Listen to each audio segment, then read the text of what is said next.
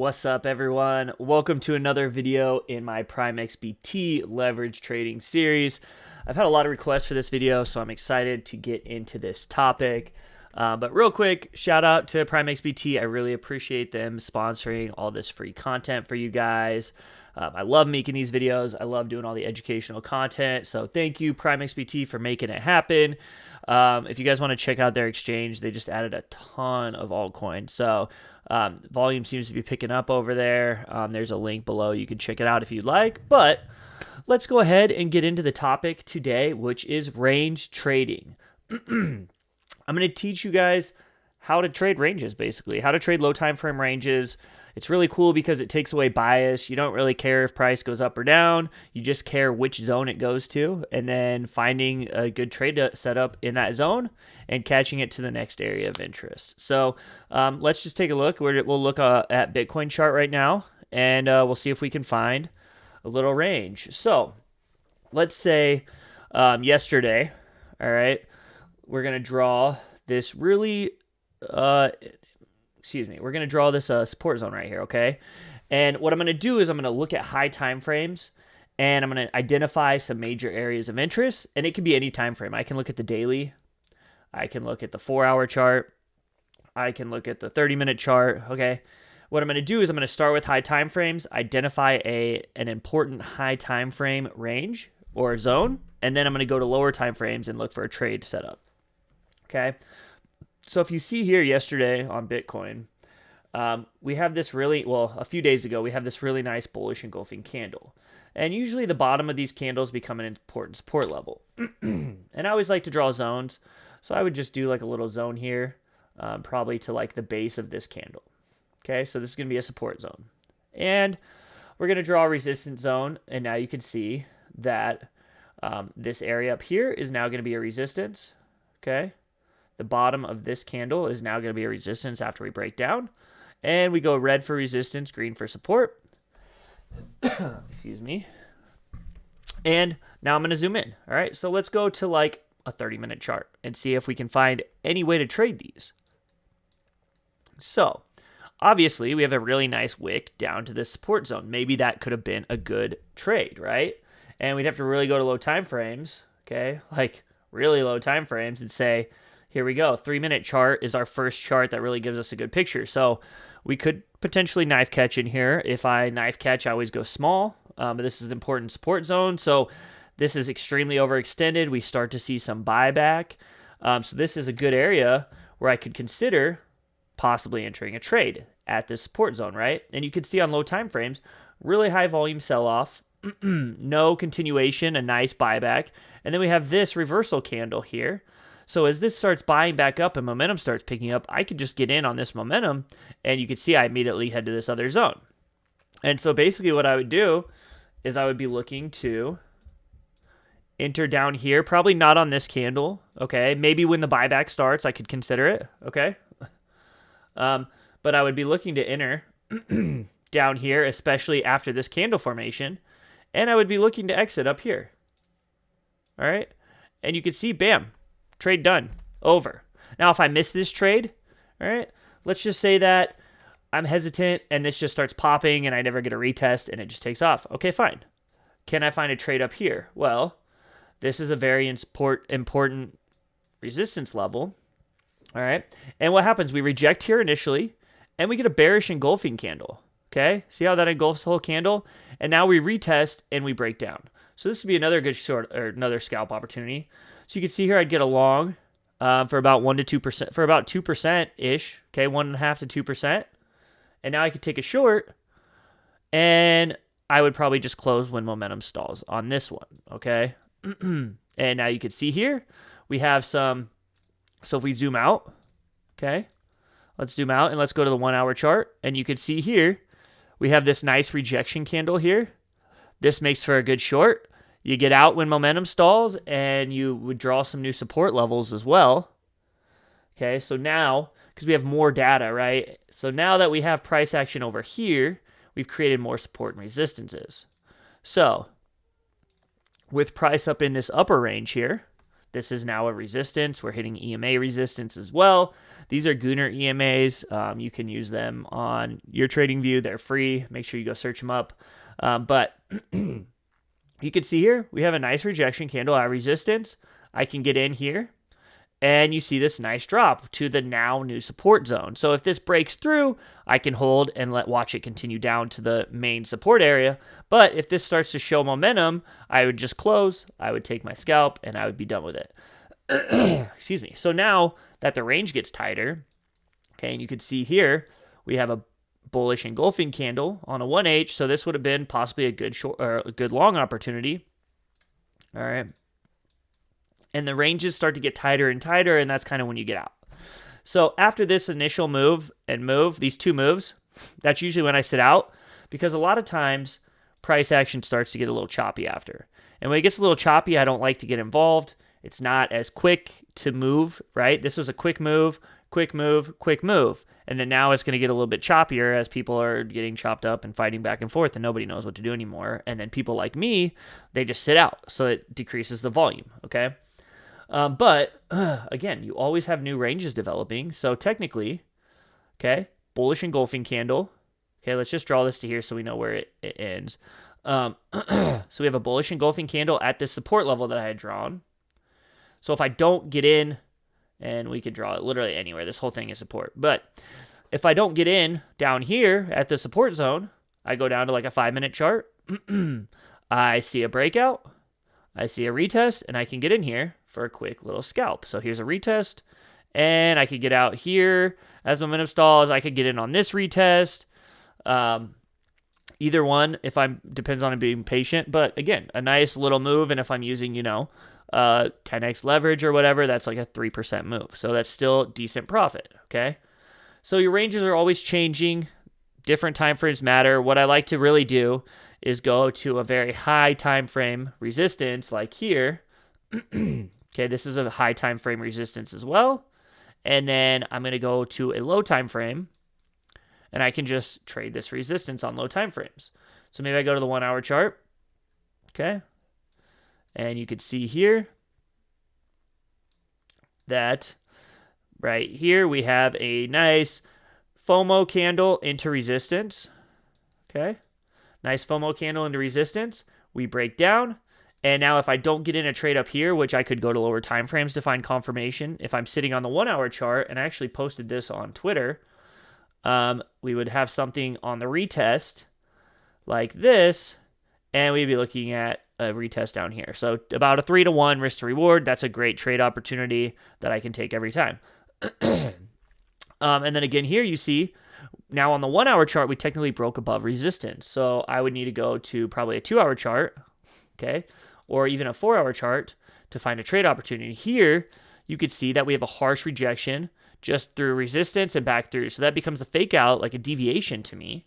And this becomes a very straightforward trade scenario where I would literally just probably enter somewhere here. Stop loss, probably above this wick. You could do it all the way above. And then my first target would be this support or the next support area here. So you can see here a nice 1 to 3 risk to reward trade again. Okay. Very nice opportunity. And then I just draw support zones. You can see this is a support zone down here. So once we drop into that support zone, I'm going to end up closing that. And then there's a 4 hour chart. Maybe I look for a long here and then trade to the top of this support zone now.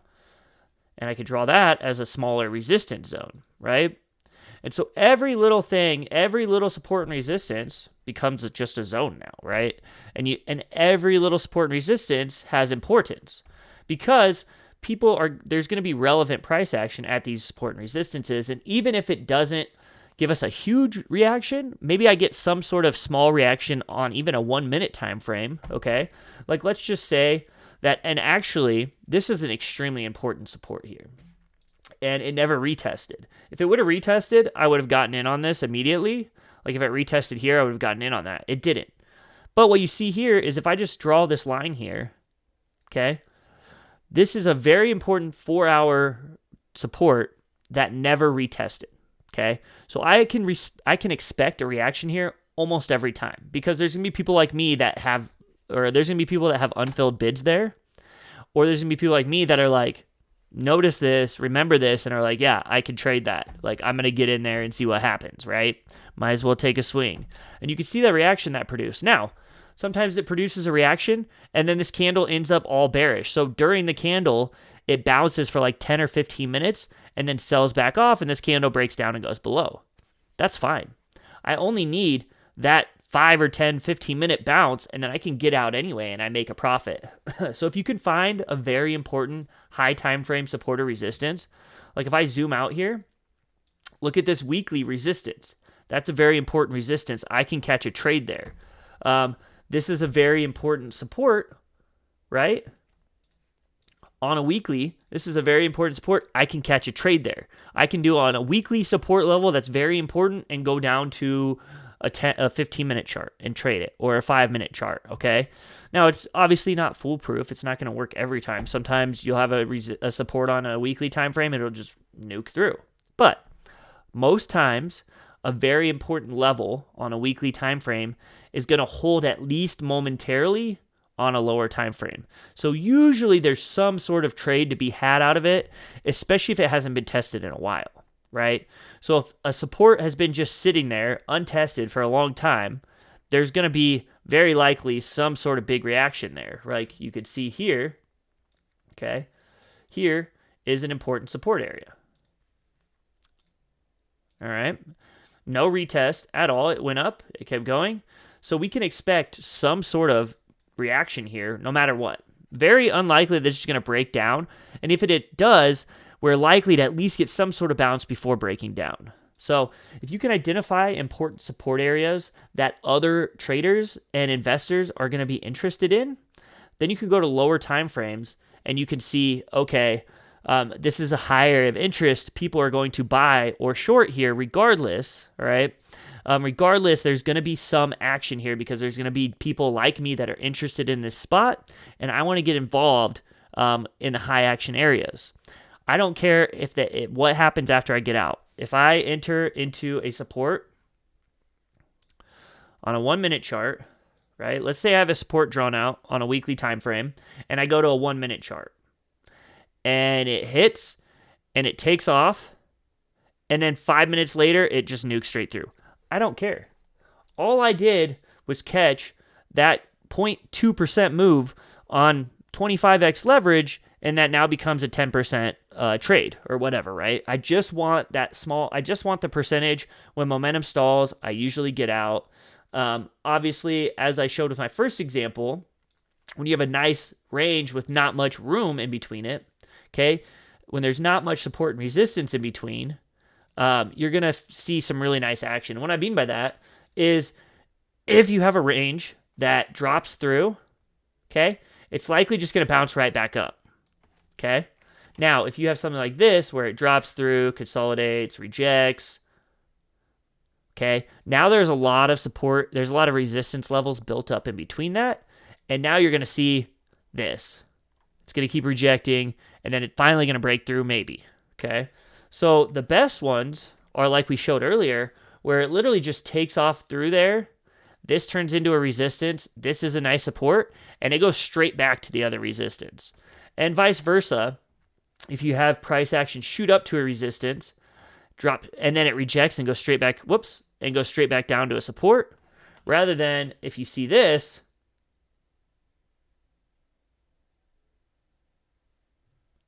now you have a lot of support built on the way down. So as this comes back down, it's going to be hitting and it's going to be bouncing because it's got all those support levels built now, and it can't just slice right through like butter, okay? So when you see those really nice big drops through a support, because, right, this would be a support initially. So this is a support, price is up here. It drops through. This now becomes a resistance, okay? And it just slices. It's going to usually go right back up. And the same thing would happen if it broke through this. Okay, now don't look over here. These support and resist, this doesn't matter to the chart. This is just an example. But if you get something like this, now let's say instead of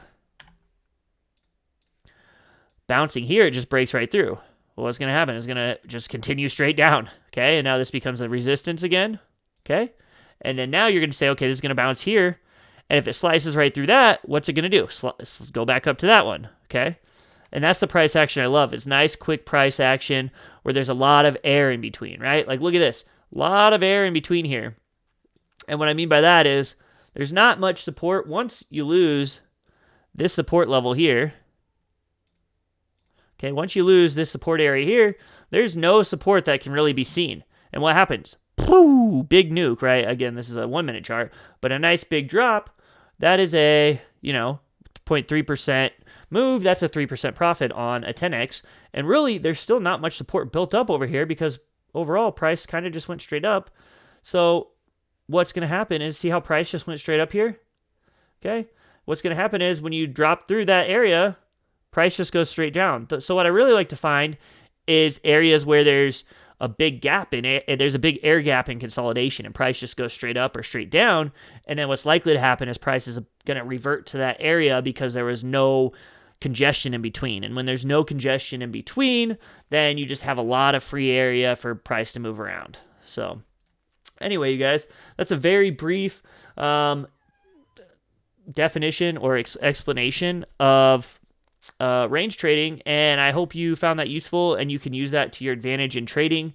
Another big tip would be if you find price fall to a support, look for a bullish formation to trade off of for a buy, and if you see price go to resistance, look for a bearish formation to try and trade off of or short.